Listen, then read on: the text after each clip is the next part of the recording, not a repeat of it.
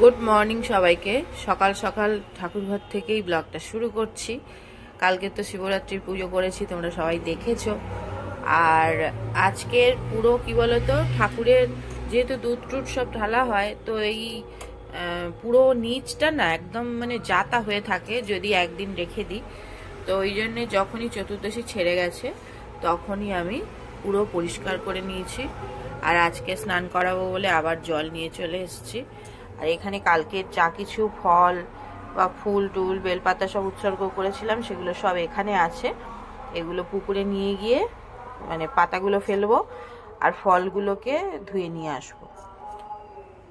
তো চলো আজকের ব্লগটা এখন থেকেই শুরু করছি। আশা করছি আজকের ব্লগটা দেখতে তোমাদের ভালো লাগবে। ছাদে চলে এসেছি আর এই কটা ফুল হয়েছে। আর আমাদের এখানে যেহেতু মৎস্য চলছে, তো ওই জন্যে ব্যাকগ্রাউন্ডে শুনতেই পাচ্ছ। ফুলটা দেখো কি বড় বাবারে, ওই যা সাইজটা শুধু দেখো। তো গাছের ফুল মাকে একটা দিয়ে দিলাম। এখনো খুব একটা মানে ফুল ফুটছে না, কেন বুঝতে পারছি না। আগে আরো একটু বেশি ফুটছিল, ইদানিং একটু কম হয়ে গেছে। এখন রিমোর হেয়ার ওয়াশ হবে, কারণ ওর হেয়ারের একটা ট্রিটমেন্ট চলছে। কি হয়েছে, মুখ গরম করে আছে কেন? ঠান্ডা লাগবে? কই খুব বেশি ঠান্ডা এখন? আর ঠান্ডা নেই না, অসুবিধা নেই। তো ওর হেয়ারের ট্রিটমেন্টটা করবো বলে হেয়ারটা ওয়াশ করাচ্ছি।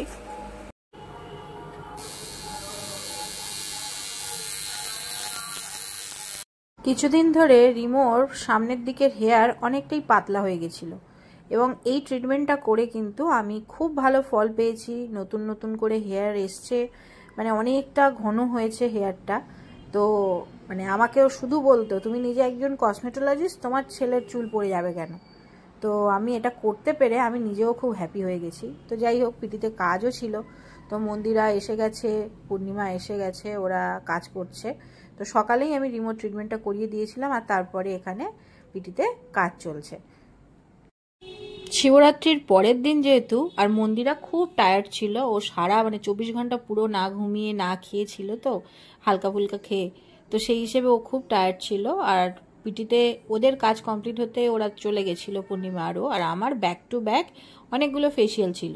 তো সেগুলো কমপ্লিট করছি, হঠাৎ করে রিমো ফোন করে আমাকে বলল, মা মন্দিরা দিদি তো এখানে আছে, তো মন্দিরা দিদি ফোন করেছিল পোলে কি ফুচকা খেতে যাবে। তা বললাম চল তাহলে খেয়ে আসি।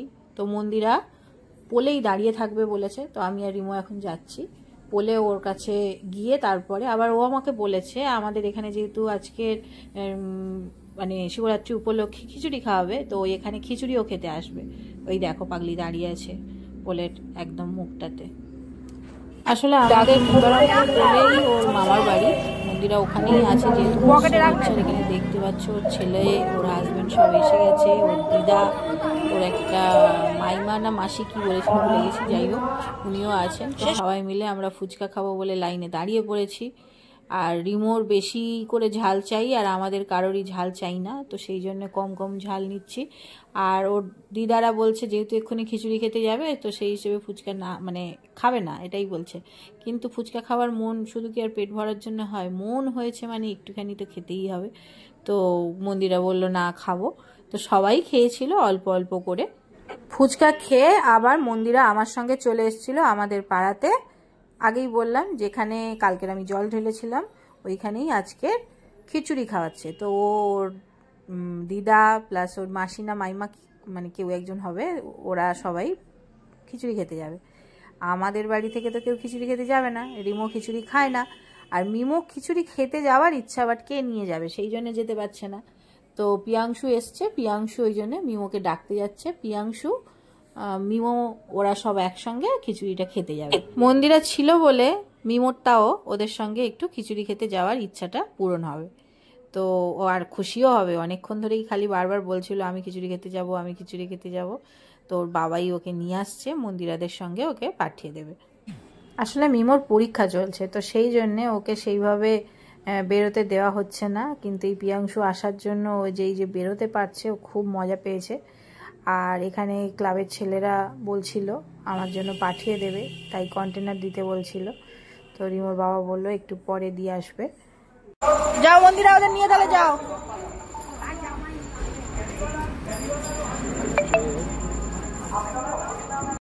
রিমোর বাবাকে আজকের বিকেলে একটু পাঠিয়েছিলাম নিউ মার্কেটে আবুলদার টেলারের কাছে, মানে যেখানে আমি ব্লাউজ বানাই। তো আমি এই ডিজাইনগুলো প্রিন্টারেস্ট থেকে ডাউনলোড করে আবুলদাকে দিয়েছিলাম, এবং সেই রকম আবুলদা মানে কি বলো তো, তুমি যে ফটো দেখাবে একদম সেই জিনিসই বানিয়ে দেবে।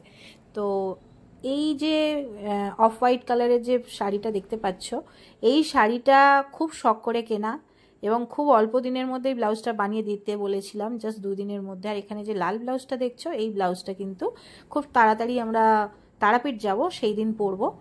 তো এই মানে ব্লাউজটা পছন্দ মতন না হলে না আমার ঠিক আবার হয় না। তো যাই হোক, এগুলো দেখে নিলাম, ফিটিংস ঠিক আছে কিনা দেখে নিলাম।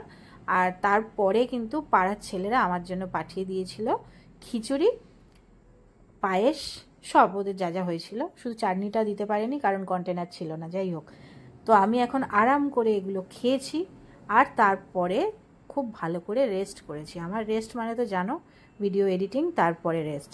তো চলো আজকে ব্লগটা এখানেই এন্ড করছি, নেক্সট ব্লগে দেখা হচ্ছে, টাটা।